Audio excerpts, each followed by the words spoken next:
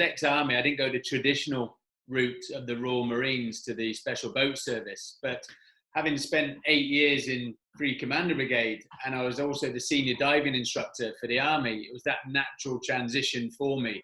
So much to the disgust of my mates at Hereford, I decided to go SBS and was one of the earlier members to come across from the Army. And I think now 15% of the SBS are Army. So pretty much one of the earlier guys that opened the floodgates.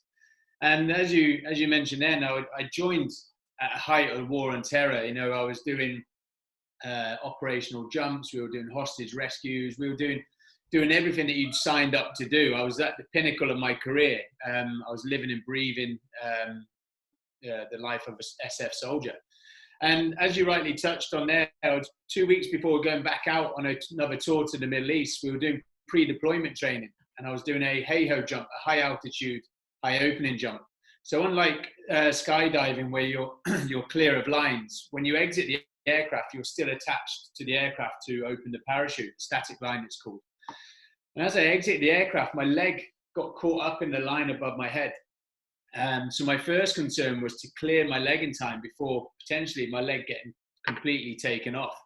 I couldn't release it in time, and my leg got pulled up over my head and to the right. But thankfully, my leg did clear. But straight away, I knew there was a big issue. And at 15,000 feet on the limits of oxygen, I was drifting in and out of consciousness and also vomiting because of the pain.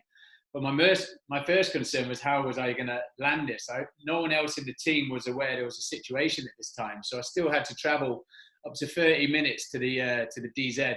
I landed it successfully. It was a great landing, one-legged, but unfortunately, the damage sustained on the exit. I tore my ACL, my MCL, my lateral meniscus within the knee, my hamstring, my quad, and my calf. So all the supporting muscles as well. So everything up until that point was going as I wanted it, and then all of a sudden, just a big curveball with this injury. And that was the start of the end of my career within the military after 16 years.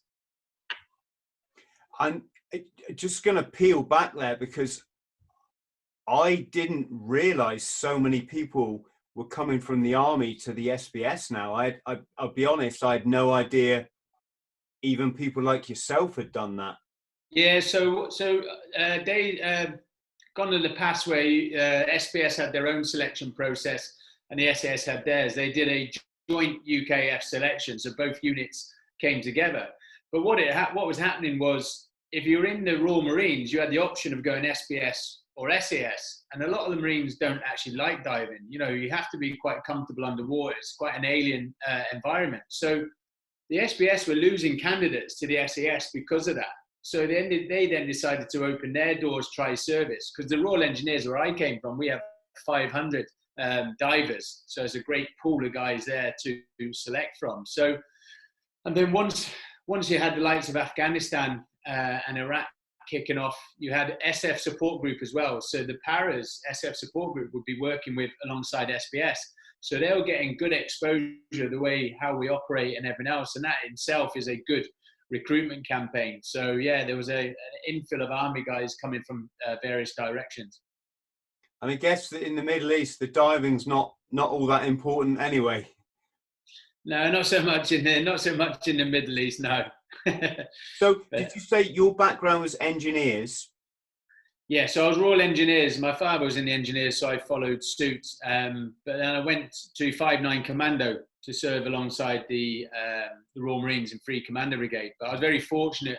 I spent 8 years solid at 5'9". 7 of those were in with recruitment with the Brigade Reconnaissance Force, part of BPT.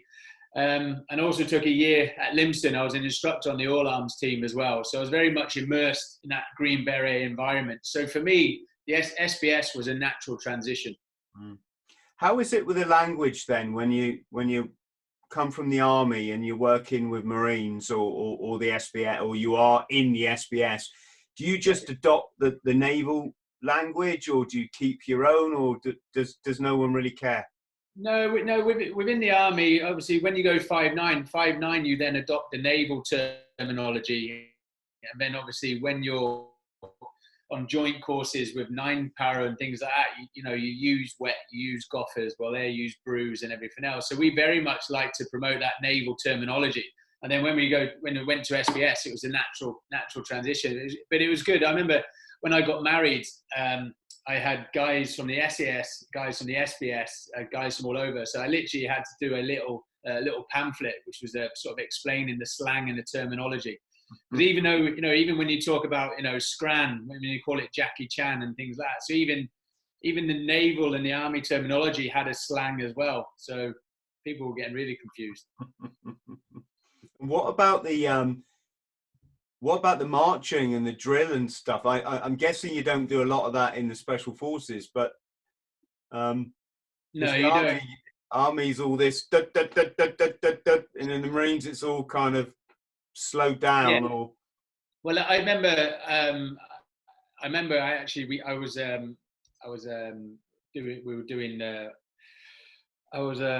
one of the funerals actually, so we're doing drill for that, and I remember you could have the Marines slide their feet in, and then we raise our leg till it's 90 degrees parallel and bring it in, so you could easily see who the army guy was from the distance. But when I actually got to the SBS, I wanted to get a set of lovets, and as with the rest of the guys in the unit, because in the army we have like what I call a ginger fighting suit, the number 2s.